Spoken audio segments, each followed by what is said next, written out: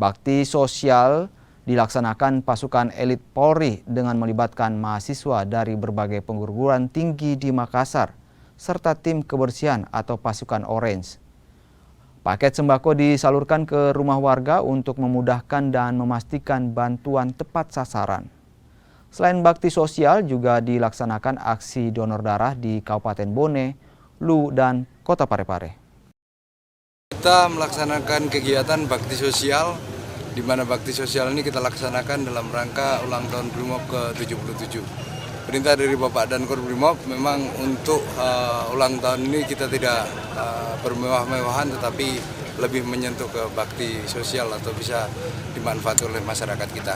Sedikit yang kita berikan ini memang berjenjang.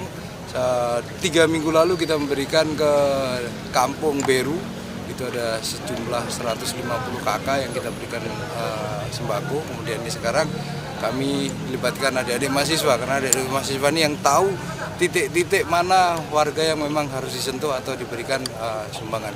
Ini alamatnya di mana, Bu? Alamat Jalan Tanjung nomor 33. Sehari-hari kerjanya apa, Bu? Jualan.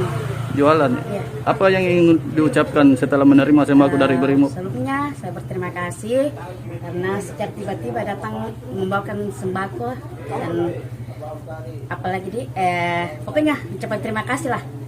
Karena untuk Brimob yang ke-77 tetap jaya dan tetap semangat.